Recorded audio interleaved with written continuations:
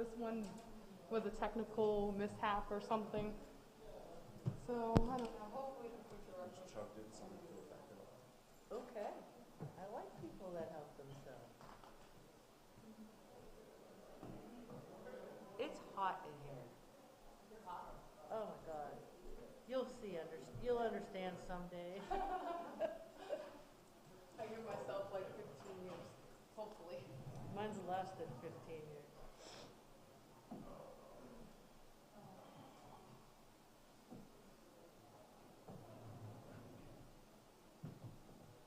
Should I learn something in the back room that I need to know for the meeting? Cool. A little crowded.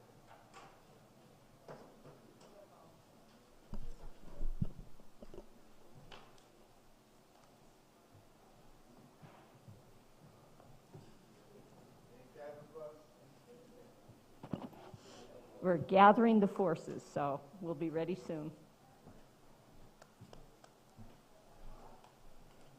Did you get in? Down there, was it? And there was places to park? Yep.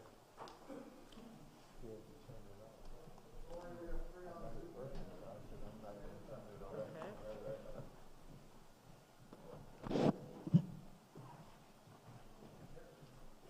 Art? Freda?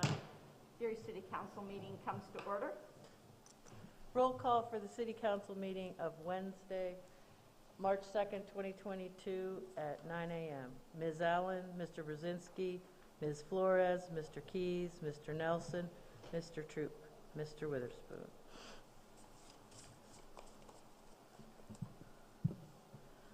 Our meditation moment will include praying for those in Ukraine. We found out through the Erie Times News that one of our local businesses has a substantial number of employees in Ukraine, and we also know that there is a Ukrainian community in Erie. So, Michael, anybody else? Mr. President, Mo? I was just thinking, as long as we're talking and hoping for people who are alive, maybe we should say a little prayer for Mike Mishler, who put Erie on the map as far as high school sports goes. He's retired from the football job at Prep just the day or so before. You got to give him a boy, because he's going to be able to go and watch his son quarterback at Duquesne, besides all of his others. Mr. Rush was here, and Mr. Rush's son has glowing comments of Coach Mishler. He saved and he helped a lot of gentlemen in his years there as a football coach, and we just want to wish him well and send him prayers. Thank you, Ed. Michael?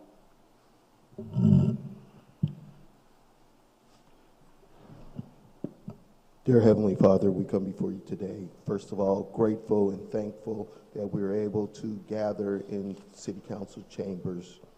And we just ask that you just guide us, that we might have prudent and good decisions on the behalf of our city.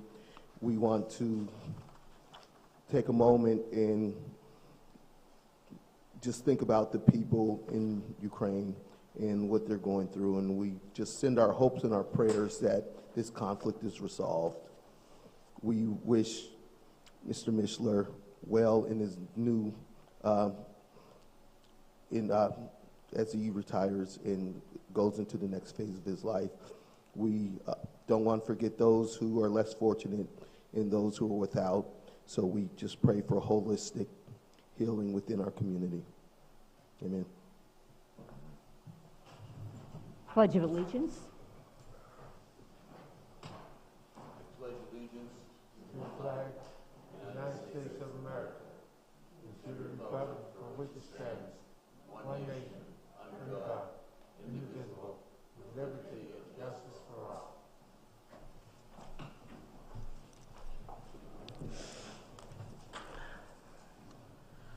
Approval from the minutes from February 16th, 2022, and bills for payment on March 4th and March 11th. Mr. Brzezinski, Ms. Flores, Mr. Keys, Mr. Nelson, Mr. Troop, Mr. Witherspoon, Ms. Allen.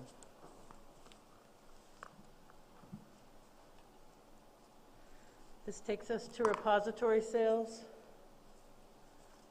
We have Mr. Susi representing his client. Ladies and gentlemen, if I may, while I speak, I'll pull my max down a minute. Dan Susi, on behalf of Raymond R. Hooks, who is the sole member of both Land 1 and Land 2 LLC, a real estate development company.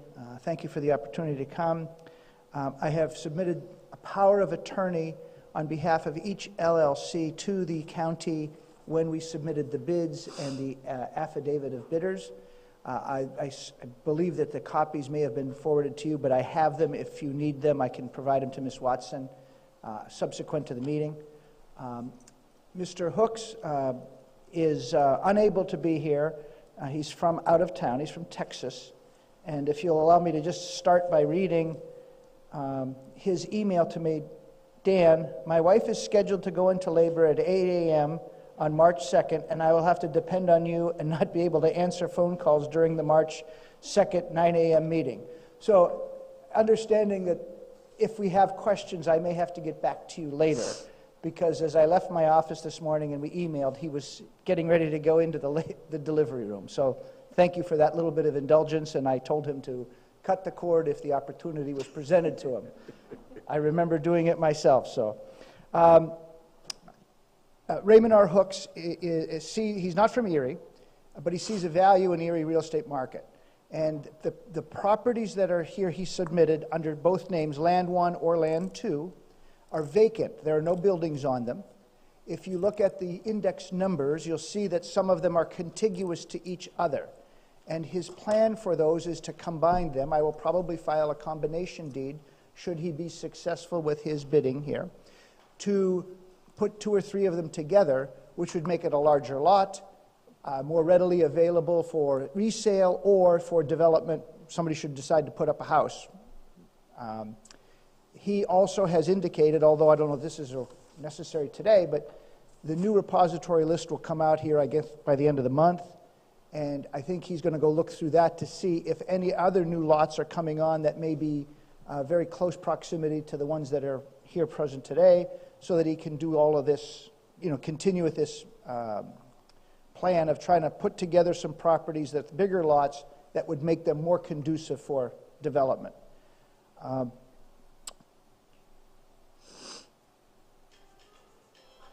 As to the questions, as I indicated, most are vacant.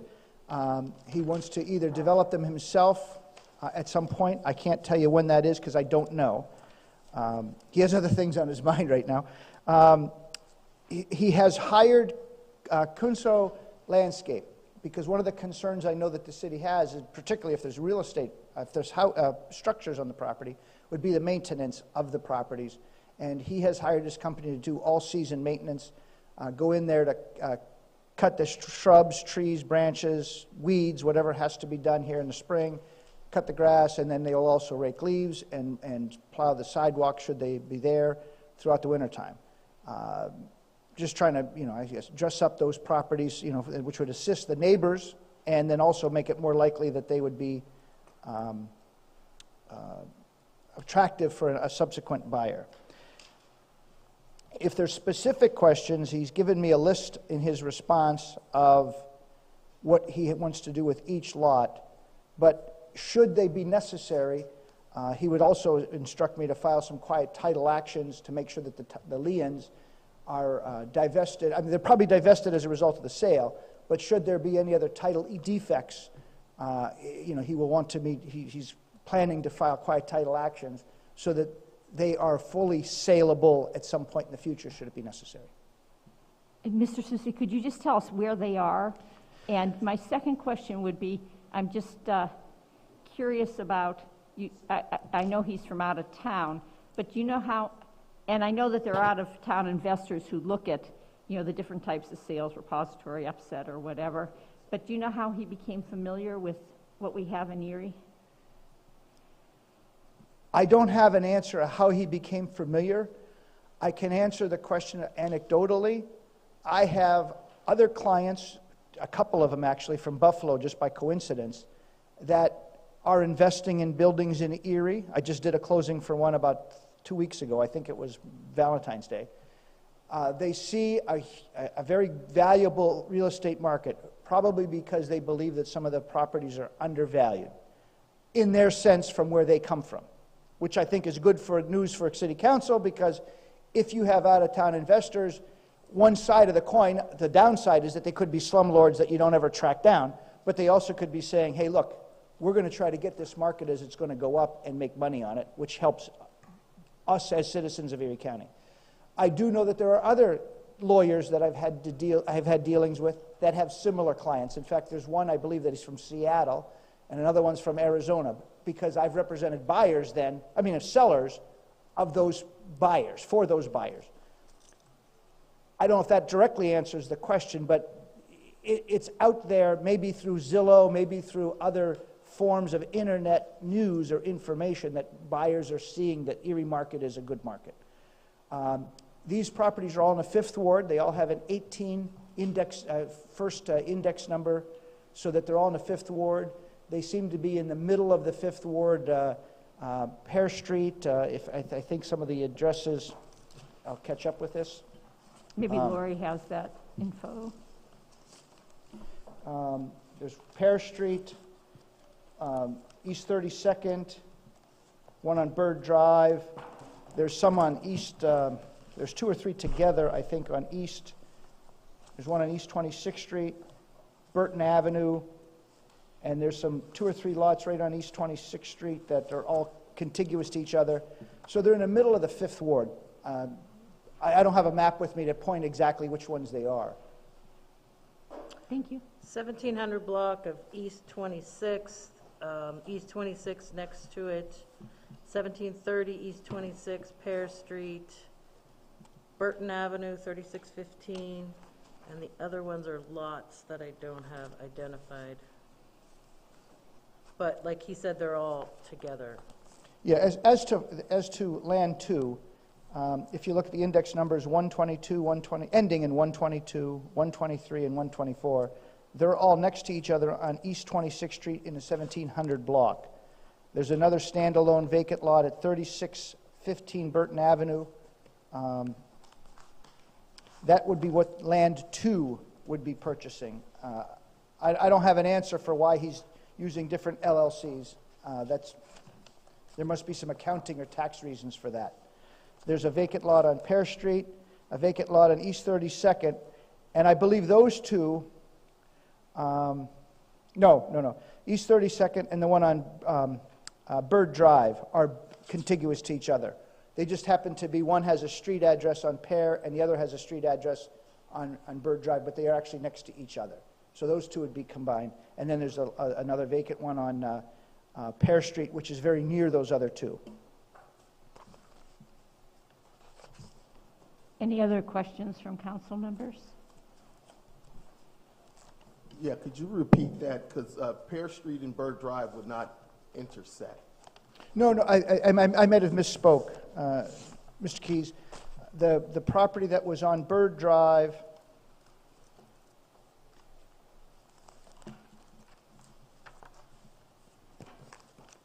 Pear Street does not intersect. The property on East 32nd and the property on Bird Drive are the ones that are next to each other. Pear Street's just in the neighborhood, I think around the corner, like a block away or something. Yeah, And again, I don't have the map in front of me. yeah, but it's a few miles away. I'm pretty familiar with where some of these are. So he's the sole proprietor in the LLC? Yeah, the powers of attorney that we've submitted indicate that he is the sole member and the authorized agent of each LLC. He is the sole member.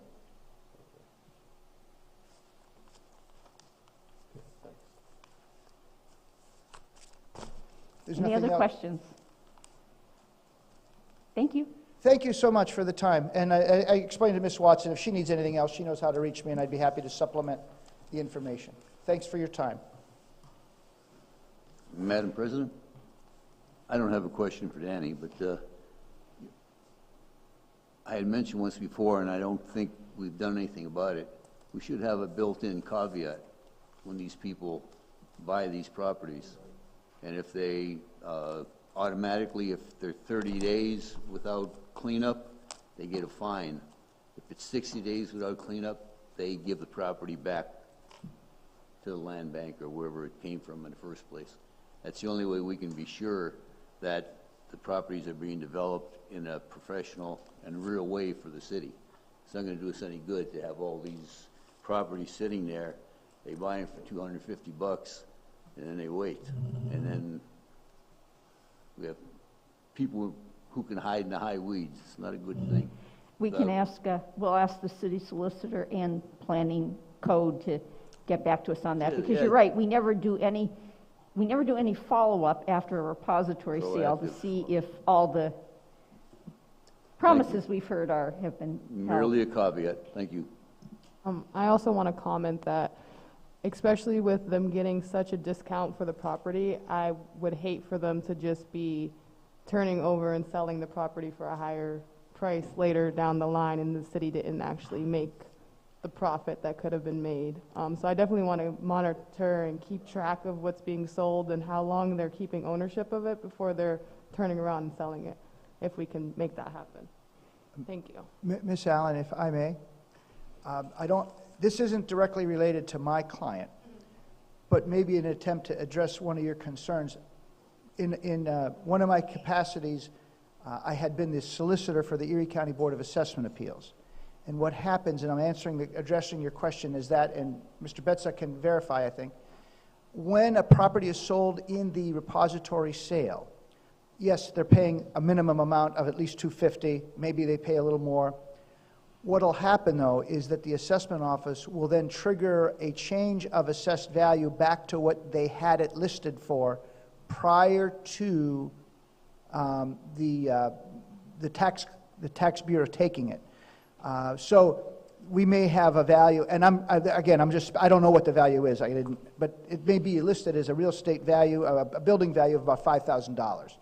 So I would not be surprised to see that all of those are valued at $4,000 or $5,000 or $6,000. Again, it's not a lot of money, but it will be assessed and put back on the tax rolls for that number commencing in 2023. So even that little bit of boost in value from $250 to $3,000 or $4,000 or $5,000, you'll see that happen. So it's not in, this is a general answer, it's not in those property owners' best interests not to do something, because now their taxes, while they still may only be a couple of $100 total apiece, it's not going to be taxed based on $250. I hope that addressed or attempted to address some of that concern. It addressed part of the question. I will discuss the other part of the question with the right people. Thank you. Thank you. Thank you.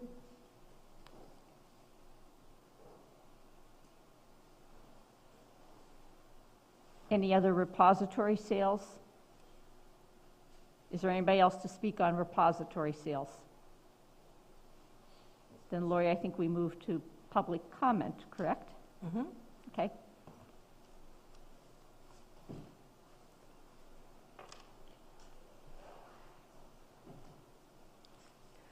Good morning. I'm Karen Salvatore, city resident and property owner. We need your address. I've signed it in. Do I have to read it or tell you it right now? Yes. 2612 Melrose Avenue. Thank you. You're welcome. Last year, I believe all of you are aware of the incident with the stormwater drains underneath the Frontier lumber, and then it was brought up that there should be a fee to address all of these old pipes that we know that we have in the city of Erie. And it was voted on, and I thank you, those of you who voted for that, and I would urge all of you to vote for that. To me, without taking care of these old pipes, you're not planning, so you're planning to fail. In the long run, it's going to cost us much more. It seemed like it was going to be very fair the way the fee was going to be addressed, and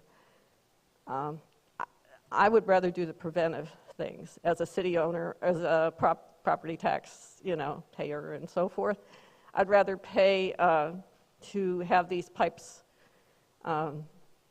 replaced in a timely manner rather than wait until they fail. And there was a very large amount of money that was spent on those failed pipes near Frontier Lumber. And we know we're going to have weather that challenges are these old pipes. I mean, I personally know with some of my own, drains, and you have to if you don't take care of it,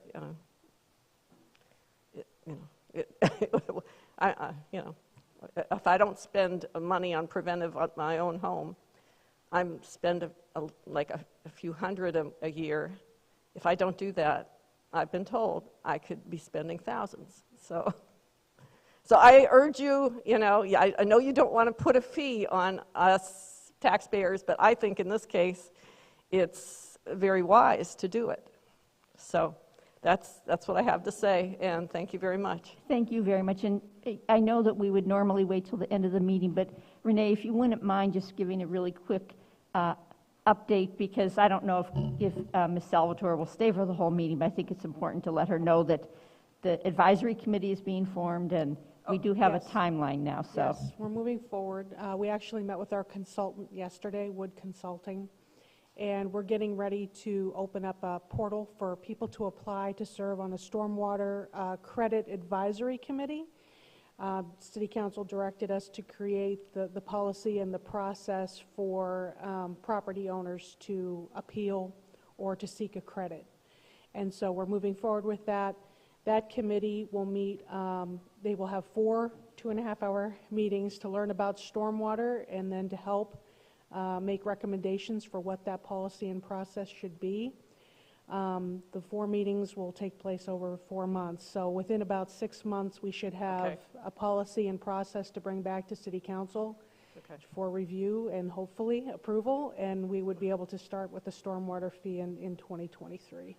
And it it was for everyone who owns property. Right, for everybody. Including nonprofits and so right, forth. Yeah, and for-profit businesses, everybody. And that's what makes it so equitable and keeps the costs down for homeowners who would only pay $12, $24, or $36, as opposed to the larger businesses and with parking lots and everything would pay more. So it's very equitable fee, the way it was designed. Thank you. So, thank you. and we can make sure that she's kept up on the meeting schedule and everything. Okay, thank you.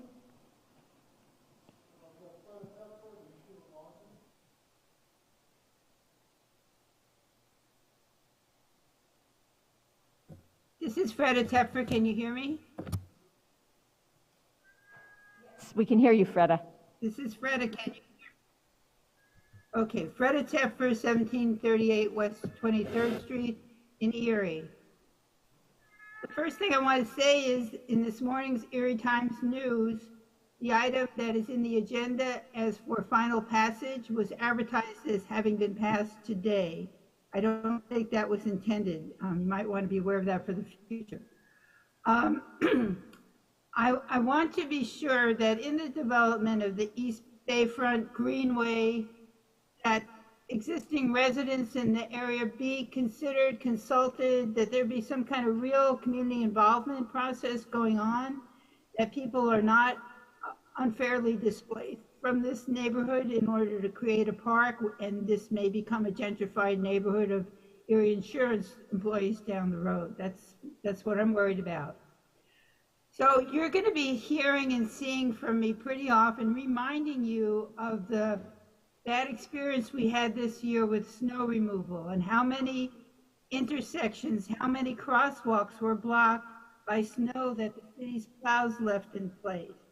Big berms blocking crosswalks, blocking the hit buttons, all kinds of things, in addition to the private property owners who, I don't care about the residents, I care first about the commercial, church, school, hospital property owners who do not plow their sidewalks, and then also leave big berms blocking the sidewalk when they clear their driveway. What is the city doing to address the shortcomings that led to the blockage of numerous crosswalks by the city plow? What is the city doing to ensure that businesses, nonprofits, etc., provide year-round pedestrian access along their sidewalks? I recommend a study session. I recommend that anybody getting permits for businesses have to demonstrate that they have a plan for snow removal. And that would go for the nonprofits, etc. You're going to hear me on a regular basis until something happens with this. Last year, there were portable sanitary facilities placed in some of the parks, including Baldwin Park and Perry Square. However, there were no accessible facilities. This is not consistent with the ADA or the county's Human Relations Commission ordinance. What is the city doing to ensure that when there are portable toilets placed in parks, that these include accessible facilities? I did receive a communication from Leanne Parmenter that items 6, 7, and 13 in new business would be including accessible pedestrian signals. However, I do want to emphasize that any of these new signal improvement projects should include the addition of accessible pedestrian signals so that everybody can safely cross the streets. And to ensure that if you stand on 7th and French, where there are some APSs now, you can hear some of the signals when you push the button, but when you're standing and ready to cross, you cannot hear the message that says walk light is on. We need to properly install them. And I have a question under new business for items 8 and 9. I just wondered, why is the city applying for these large local share assessment grants for public schools? Why are they not being applied for by the school district? I appreciate Frank Strumella and all his efforts to get Zoom to work, but there's still a lot of rough points. Some of us couldn't get on until somehow we got on, but I wish that there was a more user-friendly way to run the system. And I also am concerned about people who are coming from out of town and buying numbers of properties. These are not neighbors who want to just maintain the yard next door to them. And I would like to see a public involvement process so people have a chance to understand what's going on and to comment on it. Thank you for your time.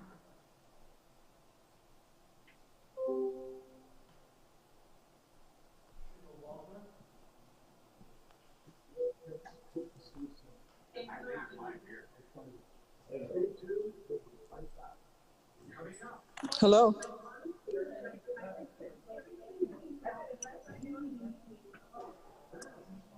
Go ahead. Being heard? We can hear you. We can hear you.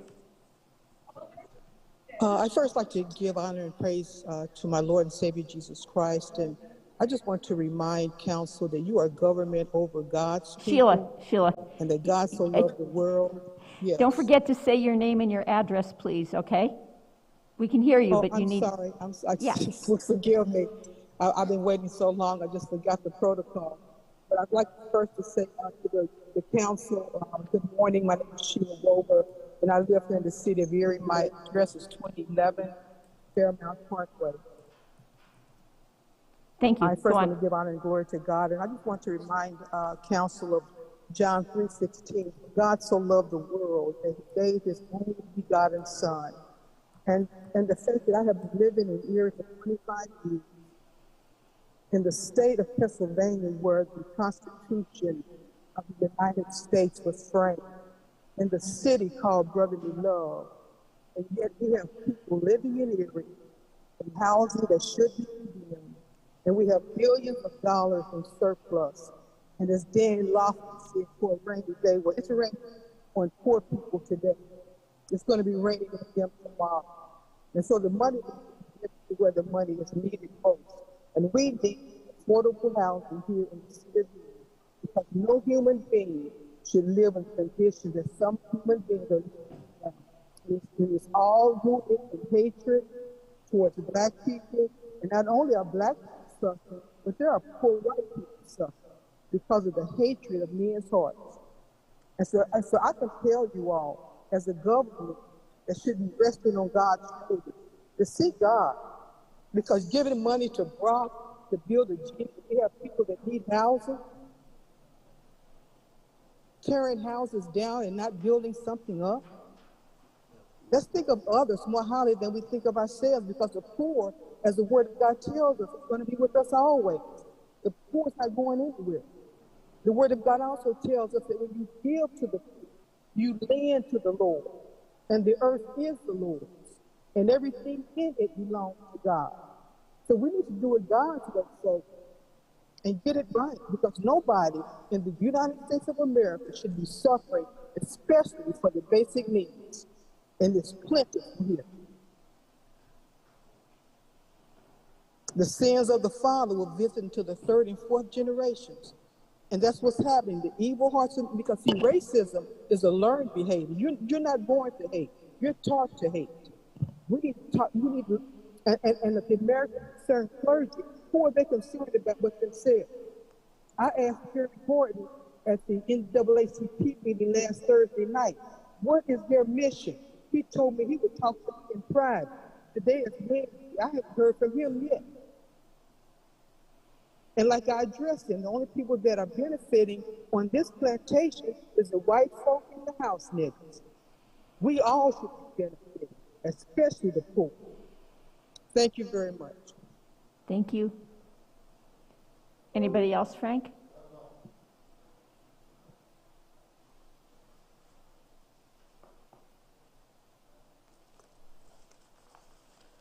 Ordinances for final passage.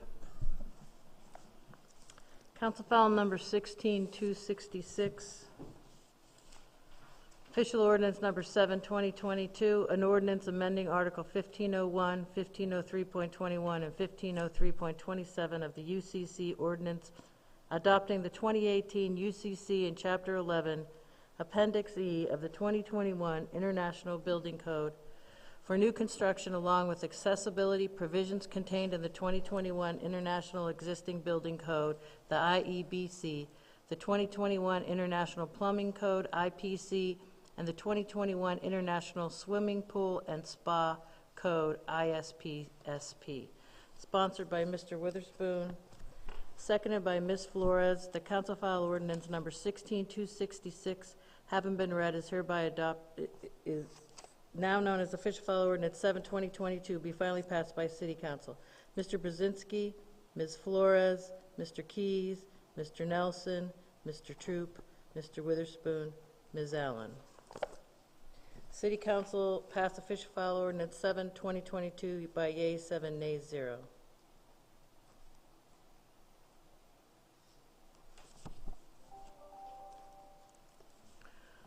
Ordinances for first reading. Council file number 16267, an ordinance appropriating the sum of $50,000 from unappropriated and anticipated revenue to be received from the Business Development Fund for utilization in the Flagship Commodore Fund. Sponsored by Mr. Keys, seconded by Mr. Nelson. The council file bill ordinance number 16267, having been read, is hereby adopted on first reading by City Council. Mr. Brzezinski, Ms. Flores, Mr. Keys, Ms. Nelson, Mr. Troop, Mr. Witherspoon, Ms. Allen. City Council read and adopt council file ordinance number 16267 by yeas 7, nays 0 on first reading. Council file number 16268, an ordinance appropriating the sum of $925,000 from unappropriated and unanticipated revenue for the expenditure thereof in the Paving and Sewer Revolving Fund or Revenue Fund, Fund 017 for the West 8th Street Multimodal Project. Sponsored by Mr. Troop, seconded by Ms. Flores. The council file ordinance number 16268, having been read, is hereby adopted on first reading by City Council. Mr. Brzezinski, Ms. Flores, Mr. Keys, Mr. Nelson, Mr. Troop, Mr. Witherspoon, Ms. Allen. City Council read and adopt council file ordinance number 16268 by yea 7, nay 0 on first reading.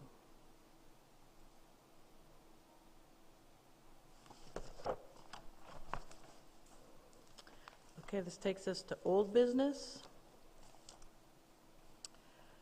Pursuant to the provisions of Pennsylvania 47 PS 4-461B3 in a public hearing held February 16, 2022, the request to transfer liquor license R-18841 from A&M Sventic LLC trading as Michelle's, that's the seller, 13230 Route 6 Roosevelt Highway, Corey, and located in the township of Wayne County, to the Cashier's House Beverage LLC, 417 State Street, Erie, PA, 16507, be hereby approved. Discussion? Voting on the resolution, Mr. Brzezinski, Ms. Flores, Mr. Keys, Mr. Nelson, Mr. Troop, Mr. Witherspoon, Ms. Allen. That takes us to new business. We're at new business now. Yep, that was old business. Does anybody want to move the balance? There are all these I'll move the big balance. grants on here, and then we can do, okay.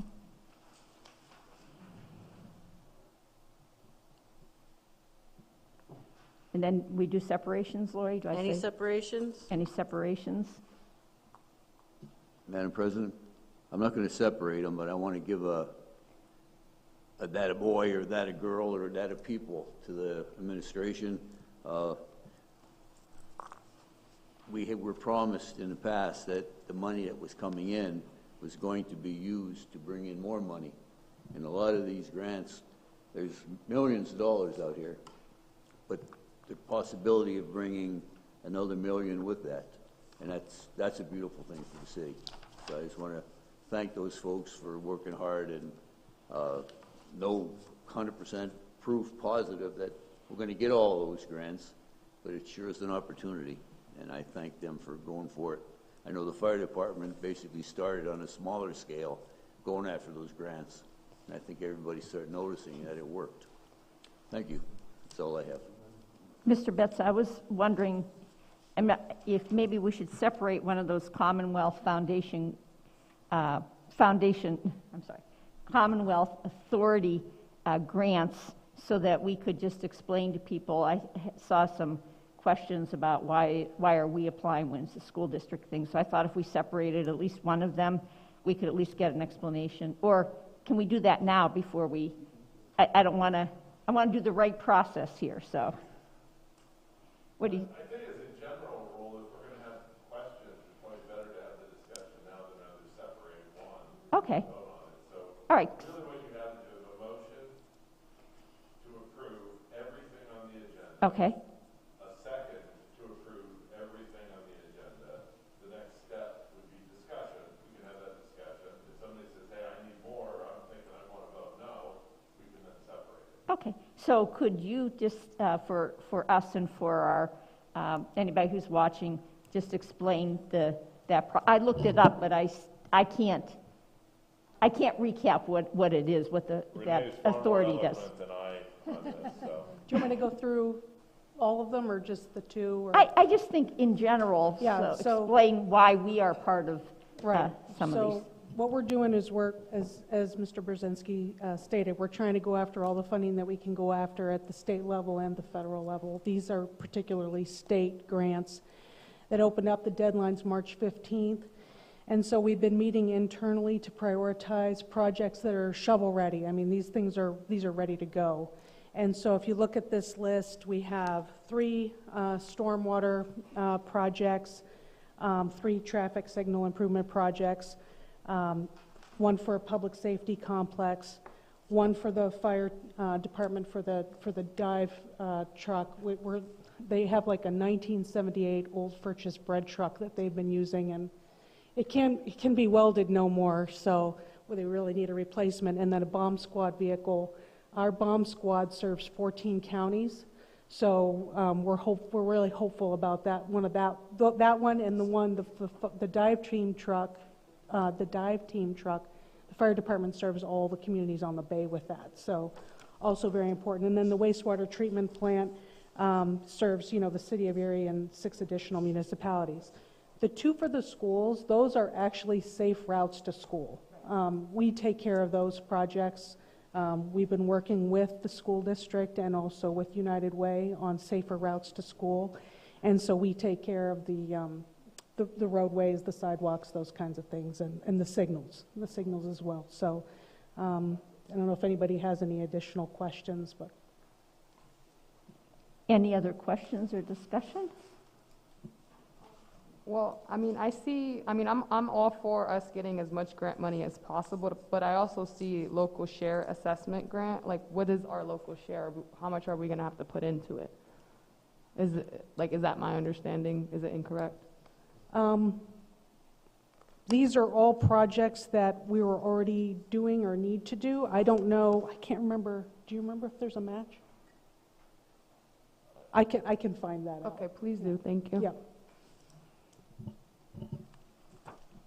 Any other comments or questions? Or separations? Are there any separations on here for the balance? Number 15. Oh, actually, you have to vote on. So we have to vote. So you would, at this point, if there's any, so we've answered the questions on, from the administration perspective of why we're applying for the grant. Now you're in a position to vote for the remainder of the items on the agenda. If you wish to have discussion, at this point, you would have separation. Are we separating 15? Yeah.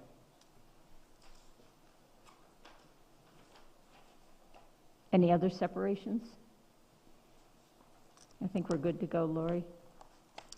Okay, moving the balance of the agenda. Mr. Brzezinski, Ms. Flores, Mr. Keys, Mr. Nelson, Mr. Troop, Mr. Witherspoon, Ms. Allen.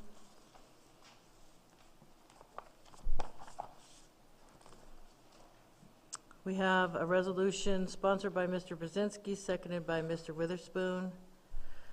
Resolved that the City of Erie Mayor and City Council of Erie County hereby request a statewide local share assessment grant of $325,000 from the Commonwealth Financing Authority to be used for an Erie Police Department bomb squad response vehicle.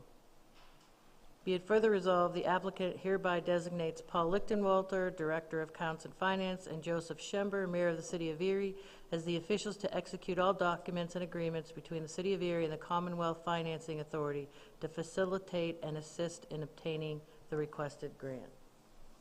Discussion?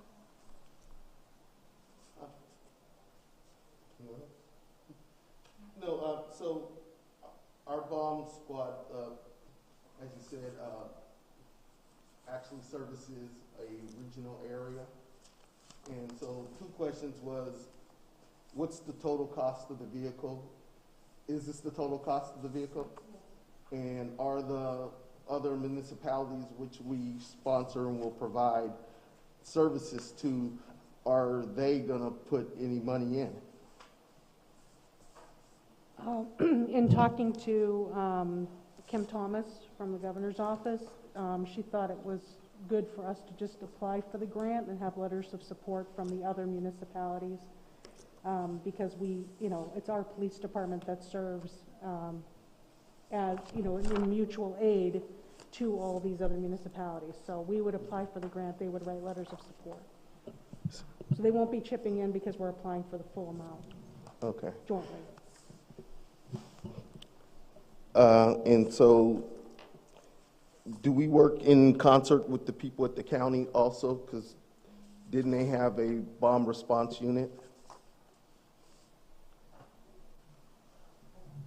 I don't know of a bomb response unit for the county, at the county level.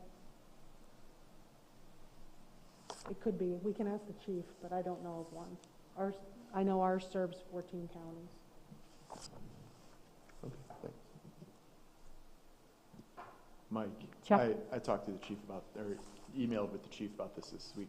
We're the only bomb squad for 14 counties, so this is a mutual aid. They provide training from the state and through mutual aid, training and equipment, and then we're on the hook for the personnel. Because I do know that, the sheriff's department had people who were certified on the bomb. That's why I said it was, as a regional asset, I just wondered who's always putting in. So that's not completely accurate. So, anyways. Anything else? I would just add, there is no local match for these, so I just wanted to make sure I let you know that. Thank you so much. I appreciate that, Renee. Lori, I think we're ready. Voting on the resolution, Mr. Brzezinski, Ms. Flores, Mr. Keys, Mr. Nelson, Mr. Troop, Mr. Witherspoon, Ms. Allen. Resolution passes, yea 7, nays 0. This takes us to committee reports. Okay, we're going to do committee reports, and we're going to start on this side with Ed Brzezinski. I'm making a little list here because I want to make sure that everybody gets a chance to be the first person. At the next meeting, we're going to go left to right, and then I'm going to go look at my alphabetical list and make sure everybody gets a chance to go first. So, but anyhow, today we're going to go from Mr. Brzezinski on this way. Thank you. Thank you, Liz. I have a question, too, as far as the way we vote. In the past, distant past, we used to rotate the order of voting, except for the president being at the end. Okay. I don't mind being the first vote alphabetically, but everybody should get a chance to lead, so to speak. I don't know if we need a resolution for that, or that's just something that you can do, Liz. But I don't know, but I'll find out, and we'll think of how we can do that. You're right, because sometimes you might be putting yourself out there by being the first one to do it, or you have the safe haven of being the last. Such a lovable guy that I am, if I vote for something, everybody else will. So You just want to make sure that you predefine who votes in what order rather than just after the issue arises. Okay. So it might be a controversial issue, and if it's Ms. Flores' turn to vote first, well, then it's her turn. Okay. You don't want to. Okay. And it's at the will of council. Okay. So, and if council can't seem to agree, then as president, you would direct how we're going to have that vote. Thank you. Great suggestion. Thank you, and I will be kind of quick. We had a Port Authority meeting, and we also had Ms. Sandberg take the time to sit down with us and give us a kind of a nice overview of what's happening down there, and there's a lot of things going on. With that in mind, it seemed like my colleagues enjoyed doing that, so I did call Mr. Wells, who is the executive director of the convention center, baseball field, the whole 9 yards, and on March 9th, which is next Wednesday morning, he will do the same type of thing that Ms. Sandberg did for us at the Port Authority. There's so much going on in those two authorities, not to say that there's not a lot going on in all of them, but these two are cutting edge, from the Warner to Mr. Melody's Oyster Bar down at the parking thing. So many wonderful things on, and if the people get the opportunity, we should let everybody know that we know what's going on down there, okay? That being said, happy Lent to everybody. So we'll all be thinner in 40 days. Other than that, have a good day. Thank you. Ms. Flores. Yes, I definitely appreciated the Port Authority presentation, and I would love to see other presentations from other authorities and committees so we could have a very great understanding for the community what everything is doing and the process. I sit on the EMTA committee or board. I'm the liaison. So we would really appreciate more community input for the lack of Sunday service. I don't know if anybody's aware that there is no Sunday service at all, and a large part of our community does use the bus to get to and from work. So I would really appreciate if we can get some community input on the next meeting that is going to be on March 28th. You do have to register online for the virtual meeting, and you have to send an email to the EMTA media at ride-the-e.com. I can get you guys the information if you need be. I'm very responsive on Facebook. But you need to make sure that you have that request in by the 25th of March if you do want to go to the meeting, just so you can send the Zoom. But besides that, that's pretty much the only thing I have to report, is that we need more community input for the bus, especially if you're riding the bus. Thank you. Thank you, Jasmine, and thanks for saying that you'll reach out to the community via your social media. Mr. Keys? I had the pleasure of attending the Airport Authority meeting. We hope that, well, our airport's in good shape, but we hope that this is the final battle we've had with COVID-19 and the friendly skies really open up, which will open up more travel possibilities for our city. And so that's the hope there.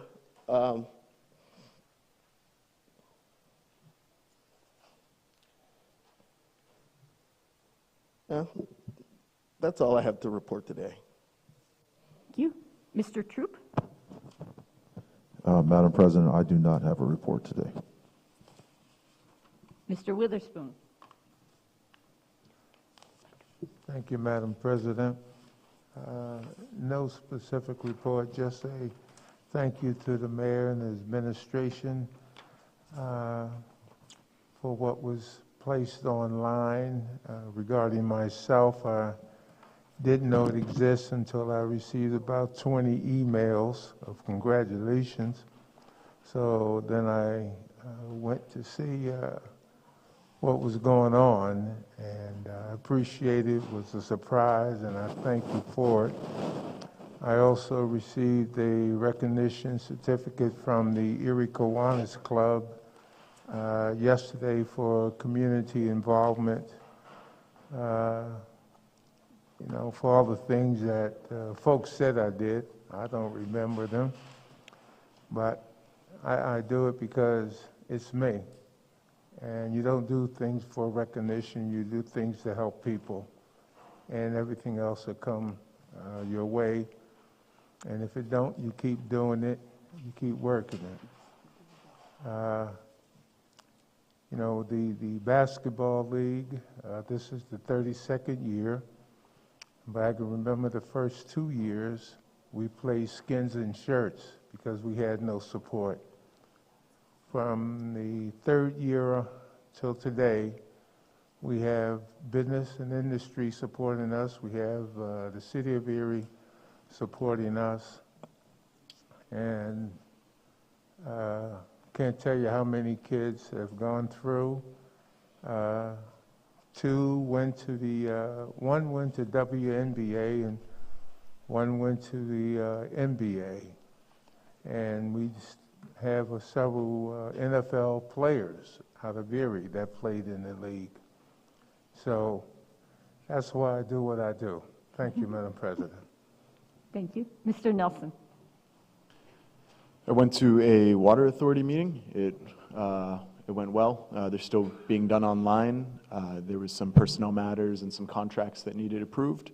The other thing with the liaison to Public Works, last year as City Council was facing a increased refuse fee, I've been working in the dramatically increased tipping fees that we're facing. I've been working with Public Works and then some members of the community to work on some ways to reduce our refuse.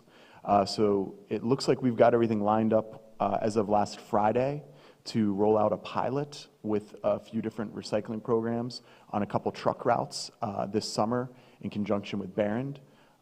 So council will get an update on that, I think in a couple weeks, or they're going to have someone at caucus for that.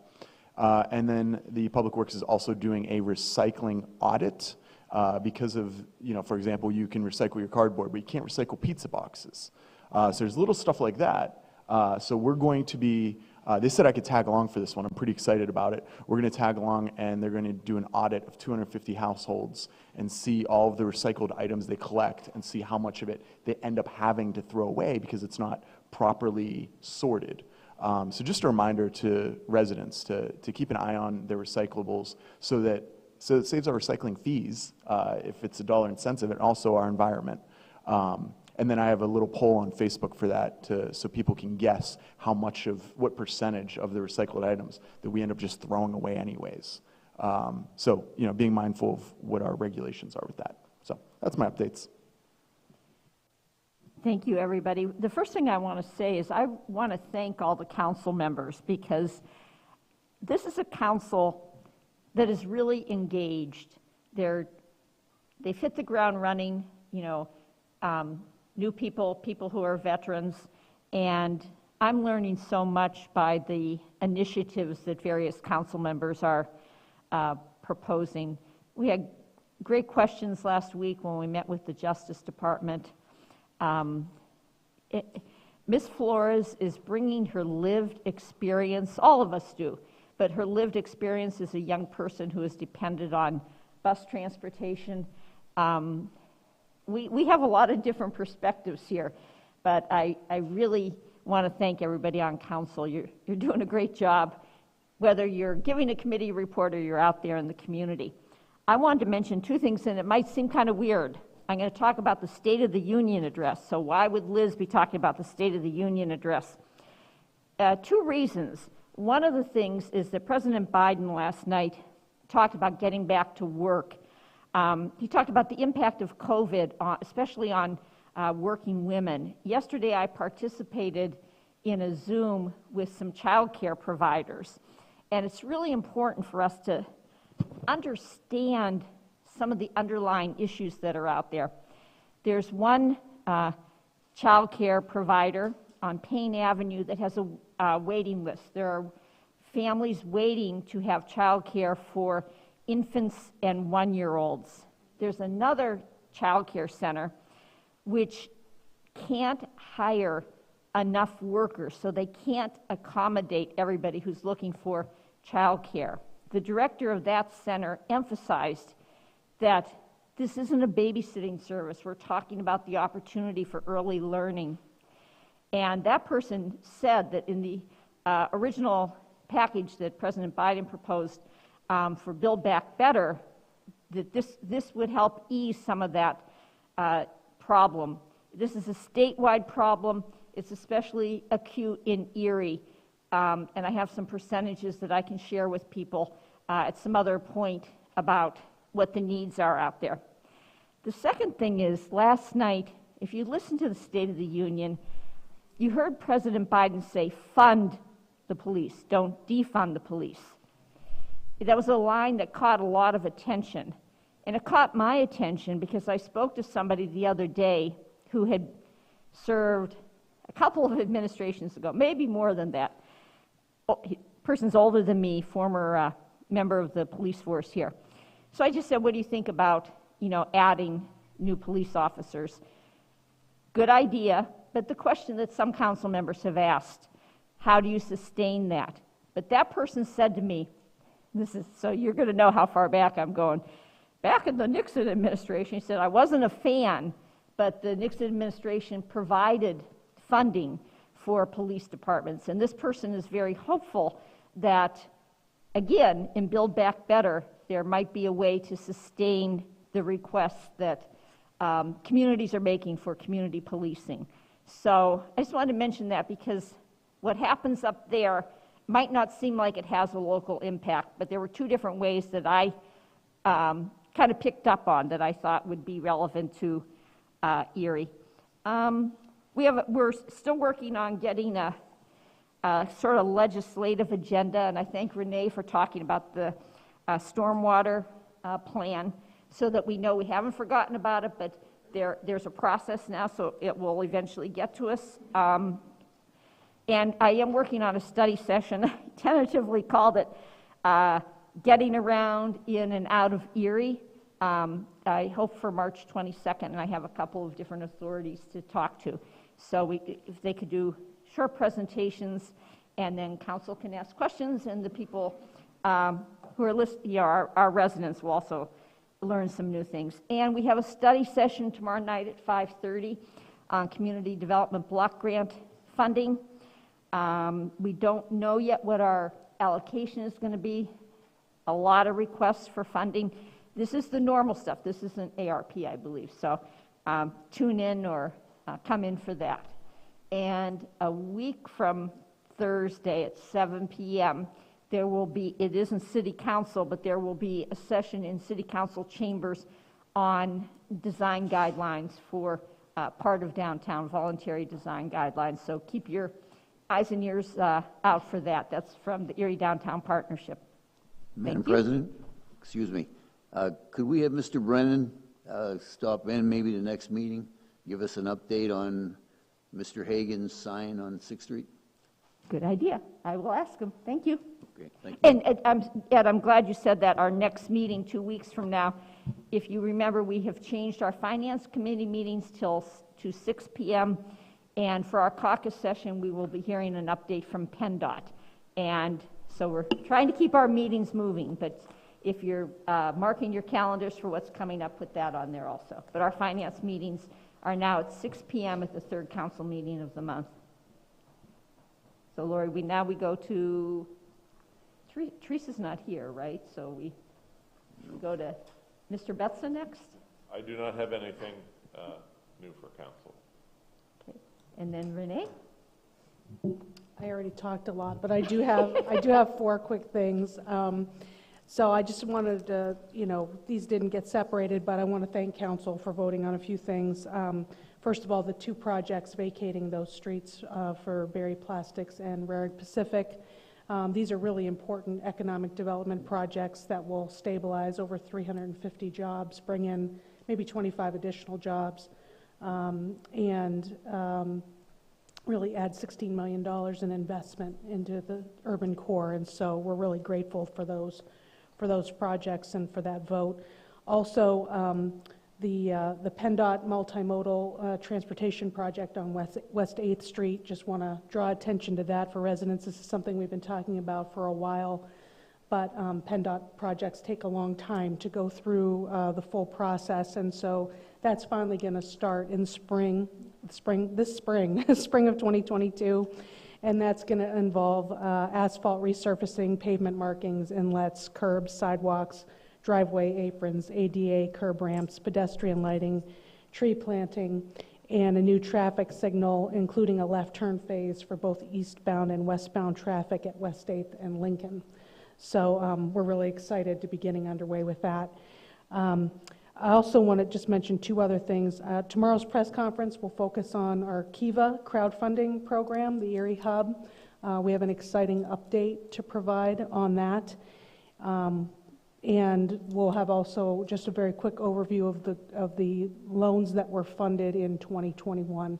It's a very exciting initiative that's bringing capital to Erie from all around the globe. And Renee, can you just tell everybody what Kiva is? Because it is a crowdfunding platform, and you can make the analogy to other places, other types of things where you do crowdfunding. If you could just do that real quick so people know. Yep, it's an international program, and so we connected with it back in 2020 and started it in 2021. And basically what it does is it helps us to be able to increase our small business diversity within the city of Erie by empowering those folks who have traditionally had difficulty getting access to traditional forms of capital to get loans from other sources. And people can provide loans as small as $25. People, the borrowers set a goal of up to $15,000 loan, and that there is no interest and no fees. They pay it back, over several months to years, and they're able to use that to start up and grow their businesses. And so it's really important for increasing our small business diversity for those who traditionally don't have access to capital. Women, minorities, people of color, those who have been incarcerated, those who are low on the socioeconomic ladder and don't have capital to put forward or so it's really, people who don't have collateral, that's the word I was looking for, to be able to get loans. And so it's really been very helpful for several small businesses already, and we're looking to expand that in 2022. So we'll have more information on that tomorrow. And then finally, just on the mask wearing, even though the CDC guidelines have changed, we are continuing to wear masks in City Hall for right now. There are several reasons for that. We just want to see how it shakes out with masks being eliminated in a lot of places, and we're following our BioBot data at the wastewater treatment facility, which the last 3 weeks has been showing actually an increase in the shedding of the virus. And typically when that has happened over the last 2 years, within the next couple of weeks, that results in an increase in cases being reported. So we're going to be watching that to see if that happens. We're just concerned with everybody's safety. We still have a lot of people who are immunocompromised. We have children under the age of 5 that can't get vaccinated yet. And we just want to make sure that we're doing the right thing. So we're just going to follow the data, and we'll be monitoring it regularly to see when it feels safer to remove the mask mandate as we're getting into warmer weather. Can you just put in a plug for BioBot, because we were among the first communities that signed on to that. Yes. It's based in Boston. It was a startup run by a woman, her startup, and there's, I don't know how many municipalities across the country now or counties are participating in this, but we were early on with this to get this data. So it's not pretty, but it's a good indicator. It is a great indicator, and you start shedding the virus before you even show symptoms. So it's a great way to show us what's coming so that we can better deal with it. So thank you. That's it. Anything else for the good of the order? City Council adjourns at 10:11 a.m. Ms. Allen, Mr. Brzezinski, Ms. Flores, Mr. Keys, Mr. Nelson, Mr. Troop, Mr. Witherspoon.